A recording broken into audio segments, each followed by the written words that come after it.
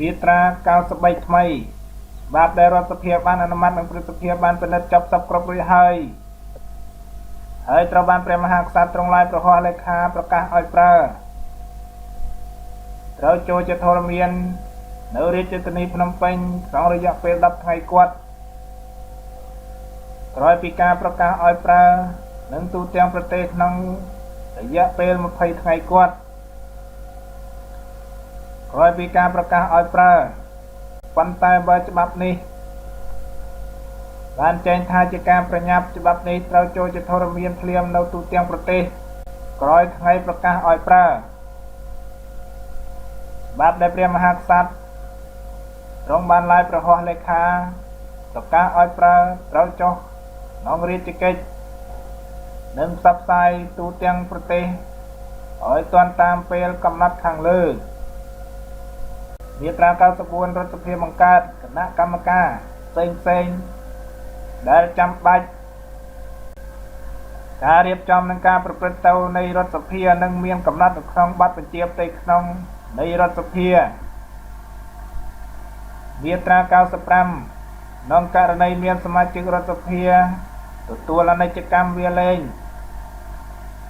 ឬប្រសិទ្ធសមាជិកភាពដែលកើតឡើង6ខែយ៉ាងតិចមុនចប់នីតិកាលត្រូវចាត់តាំងការជ្រើសតាំងចំនួនសមាជិកនោះតាមលក្ខខណ្ឌកំណត់ក្នុងបទបញ្ជាផ្ទៃក្នុងរដ្ឋសភានិងច្បាប់បោះឆ្នោតមាត្រា96នាងរាស្ត្រមានសិទ្ធិដាក់សំណួរដល់រាជរដ្ឋាភិបាលសំណួរនេះត្រូវសរសេរជាលាយលក្ខណ៍អក្សរប្រគល់ជូនតាមរយៈប្រធានរដ្ឋសភាចម្លើយអាចធ្វើឡើងដោយរដ្ឋមន្ត្រីមួយរូបឬច្រើនរូបអាស្រ័យដោយបញ្ហាដែលបានចោទឡើងពាក់ព័ន្ធនឹងការទទួលខុសត្រូវរបស់រដ្ឋមន្ត្រីមួយរូបឬច្រើនរូបបើបញ្ហាពាក់ព័ន្ធដល់នយោបាយទូទៅរបស់រាជរដ្ឋាភិបាលនាយករដ្ឋមន្ត្រីត្រូវឆ្លើយផ្ទាល់មាត់ចម្លើយរបស់រដ្ឋមន្ត្រីឬរបស់នាយករដ្ឋមន្ត្រីអាចធ្វើដោយផ្ទាល់មាត់ឬសរសេរជាលាយលក្ខណ៍អក្សរចម្លើយខាងលើនេះត្រូវធ្វើឡើងរយៈពេល7ថ្ងៃបន្ទាប់ពីបានទទួលសំណួរចំពោះចម្លើយផ្ទាល់មាត់ប្រធានរដ្ឋសភាអាចសម្រេចបើកឲ្យមានឬមិនឲ្យមានការជជែកដេញដោលបើគ្មានការបើកឲ្យជជែកដេញដោលទេនោះចម្លើយរបស់រដ្ឋមន្ត្រីឬរបស់នាយករដ្ឋមន្ត្រីនឹងបញ្ចប់សំណួរតែម្ដងបើមានការបើកឲ្យជជែកដេញដោលម្ចាស់សំណួរវាគ្មានអាទៀតនឹងរដ្ឋមន្ត្រីពាក់ព័ន្ធឬនាយករដ្ឋមន្ត្រីអាចជជែកបដូរយោបល់ក្នុងរយៈពេលដែលមិនអាចលើសពីមួយពេលប្រជុំឡើយ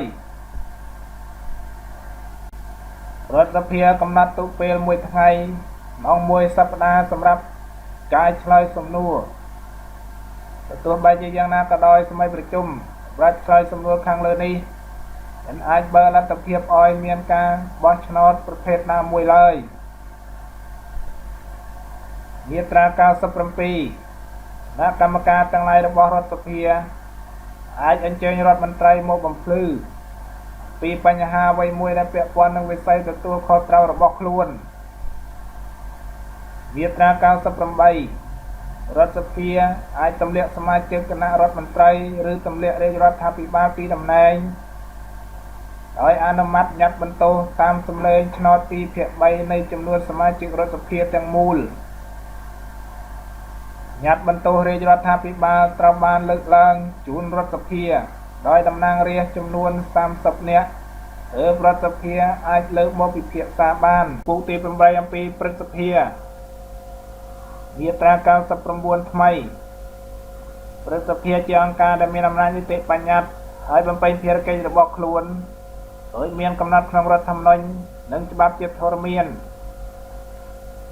ព្រឹទ្ធសភាមានចំនួនសមាជិកយ៉ាងច្រើនស្មើនឹងពាក់កណ្ដាលនៃសមាជិករដ្ឋសភាទាំងមូលសមាជិកព្រឹទ្ធសភាត្រូវចាត់តាំងខ្លះនិងត្រូវជ្រើសតាំងដោយការបោះឆ្នោតអសកលខ្លះសមាជិកព្រឹទ្ធសភា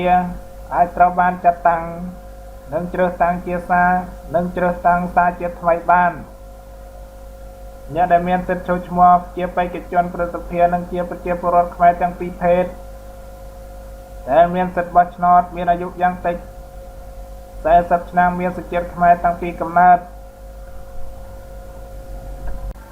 មាត្រា100ថ្មីសមាជិកប្រសិទ្ធិចំនួន2រូបត្រូវបានចាត់តាំងដោយព្រះមហាក្សត្រសមាជិកប្រសិទ្ធិចំនួន2រូបត្រូវបានរដ្ឋសភាជ្រើសតាំងតាមមតិភាគច្រើនដោយព្រៀបរីឯសមាជិកប្រសិទ្ធិឯទៀតត្រូវបានជ្រើសតាំងដោយការបោះឆ្នោតអសកលមាត្រា101ថ្មីការរៀបចំបែបបទនិងការប្រព្រឹត្តទៅនៃការចាត់តាំងនិងការបោះឆ្នោតជ្រើសតាំងសមាជិកប្រសិទ្ធិព្រមទាំងកំណត់អំពីអ្នកបោះឆ្នោតអង្គបោះឆ្នោតនិងមណ្ឌលបោះឆ្នោតត្រូវចែងក្នុងច្បាប់មួយមាត្រា102ថ្មីនីតិកាលរបស់ប្រសិទ្ធិមានកំណត់6ឆ្នាំហើយត្រូវផុតកំណត់នៅពេលដែលប្រសិទ្ធិថ្មីចូលកាន់តំណែងក្នុងពេលមានសង្គ្រាមឬក្នុងកលៈទេសៈពិសេសដទៃទៀតតែมันអាចធ្វើការបោះឆ្នោតកើតប្រសិទ្ធិអាចបន្តនីតិកាលរបស់ខ្លួនម្ដងបាន1ឆ្នាំតាមសំណើរបស់ព្រះមហាក្សត្រការប្រកាសបន្តនីតិកាលរបស់ប្រសិទ្ធិត្រូវសម្រេចដោយមតិយល់ព្រមពីភាគ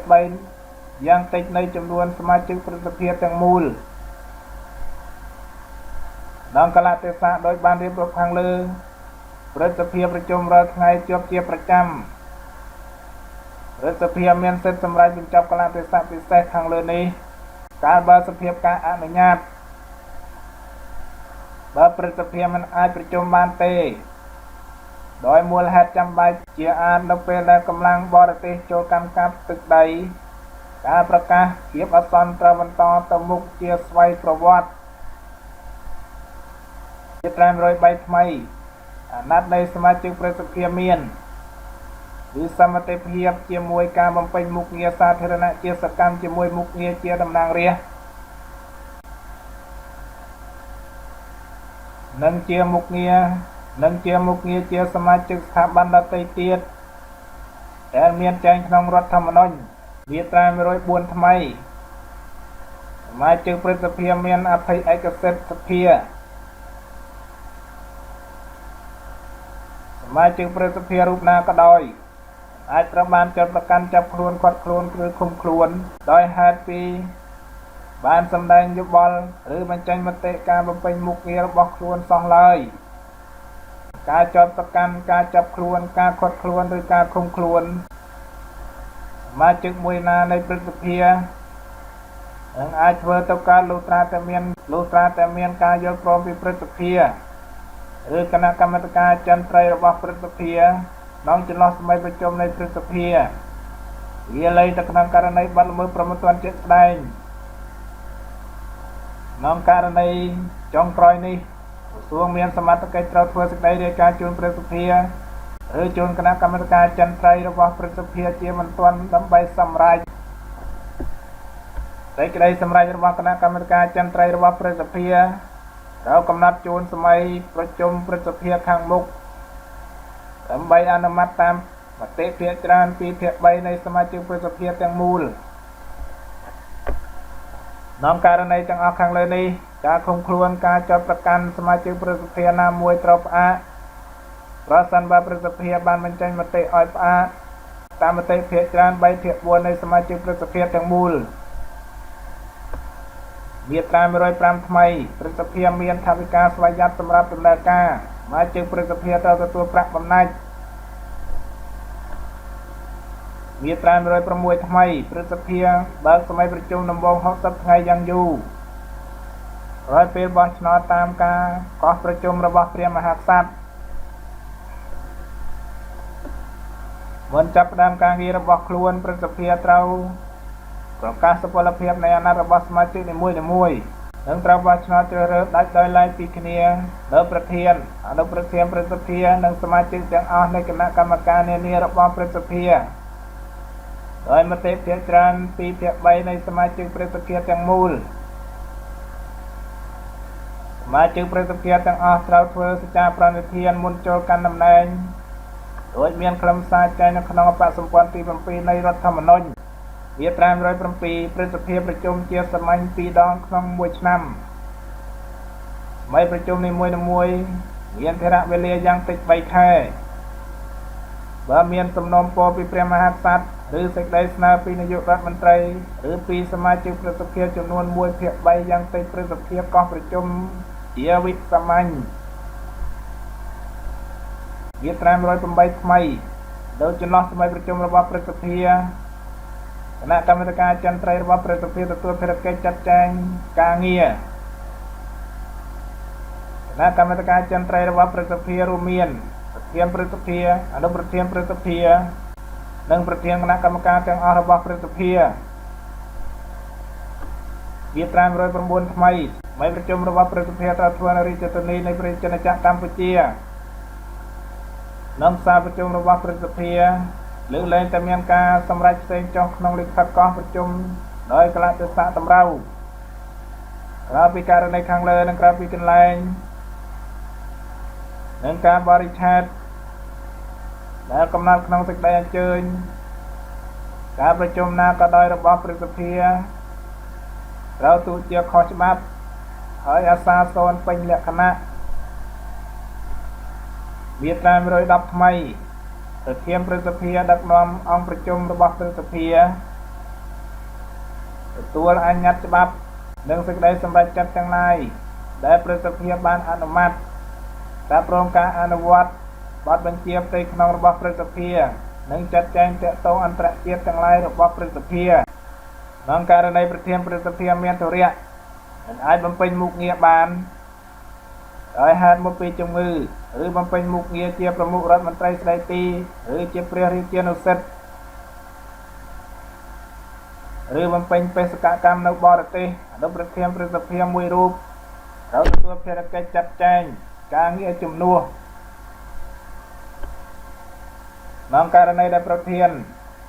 ឬអនុប្រធានព្រឹទ្ធសភាលាលែងពីមុខតំណែងឬការទទួលអនិច្ចកម្មព្រឹទ្ធសភាត្រូវបោះឆ្នោតជ្រើសតាំងប្រធានឬអនុប្រធានថ្មីវា511ថ្មីការប្រជុំព្រឹទ្ធសភាត្រូវធ្វើជាសាធារណៈព្រឹទ្ធសភាអាចប្រជុំជាសម្ងាត់បានតាមការសុំពីប្រធានឬពីសមាជិកចំនួន1/10យ៉ាងតិចពីព្រះមហាក្សត្រពីនាយករដ្ឋមន្ត្រីឬពីប្រធានរដ្ឋសភាការប្រជុំព្រឹទ្ធសភានឹងយកជាការបានលុះត្រាតែមានគោរម7/10នៃសមាជិកព្រឹទ្ធសភាទាំងមូលចំនួនសម្លេងដែលតម្រូវសម្រាប់រដ្ឋសភាអនុម័តយល់ព្រមចំនួនសម្លេងដែលតម្រូវសម្រាប់រដ្ឋសភាអនុម័តយល់ព្រមហើយដែលបានកំណត់ក្នុងរដ្ឋធម្មនុញ្ញត្រូវយកមកប្រើសម្រាប់ព្រឹទ្ធសភាផងដែរវា512ថ្មីព្រឹទ្ធសភាមានភារកិច្ចសម្រាប់សម្រួលការងាររវាងរដ្ឋសភានិងរដ្ឋាភិបាលវា513ថ្មីព្រឹទ្ធសភាពិនិត្យឲ្យយោបល់ក្នុងរយៈពេល1ខែយ៉ាងយូរលើសេចក្តីព្រាងច្បាប់ឬសេចក្តីស្នើច្បាប់តែរដ្ឋសភាបានអនុម័តយល់ព្រមលើដំបូងរួចហើយព្រមទាំងលើបញ្ហាទាំងពួងដែលរដ្ឋសភាបានដាក់ឲ្យពិនិត្យបើជាការប្រញាប់រយៈពេលនោះត្រូវបន្ថយមកនៅត្រឹមតែ5ថ្ងៃបើព្រឹទ្ធសភាបានឲ្យយោបល់យល់ព្រមឬពុំបានឲ្យយោបល់សោះក្នុងរយៈពេលដែលមានកំណត់ទុកហើយនោះទេច្បាប់ដែលរដ្ឋសភាបានអនុម័តយល់ព្រមហើយនោះនឹងត្រូវយកមកបានយកទៅប្រកាសឲ្យប្រើបើព្រឹទ្ធសភាសូមឲ្យការសម្រួលសេចក្តីព្រាងច្បាប់ឬសេចក្តីស្នើច្បាប់នោះរដ្ឋសភាត្រូវយកមកពិចារណាភ្លាមជាលើកទី2រដ្ឋសភាត្រូវពិនិត្យនិងសម្រេចតែត្រង់បញ្ញត្តិឬចំណុចណាដែលព្រឹទ្ធសភាសូមឲ្យកែសម្រួល ដោយបដិសេធចោលទាំងដោយបដិសេធចោលទាំងមូលឬទុជាការខ្លះការបង្វិលទៅបង្វិលមករវាងព្រឹទ្ធសភានិងរដ្ឋសភាត្រូវធ្វើតែក្នុងរយៈពេល1ខែរយៈពេលនេះត្រូវបន្ថយមកត្រឹម10ថ្ងៃបើត្រូវពិនិត្យសម្រាប់ទីថាវិការជាតិនិងហិរញ្ញវត្ថុហើយមកត្រឹមតែ2ថ្ងៃបើជាការប្រញាប់បើរដ្ឋសភាទុកឲ្យហួសរយៈពេលកំណត់ឬពន្យាពេលដែលកំណត់ទុកសម្រាប់ពិនិត្យនោះរយៈពេលជាគោលការណ៍សម្រាប់រដ្ឋសភានិងព្រឹទ្ធសភាត្រូវបន្ថយឲ្យស្មើគ្នាដែរបើព្រឹទ្ធសភាបដិសេធសេចក្តីព្រាងច្បាប់ឬសេចក្តីស្នើច្បាប់នោះជាអាសាបង់រដ្ឋសភាមិនអាចនឹងយកមកពិចារណាជាលើកទី2បានមុនរយៈពេល1ខែទេ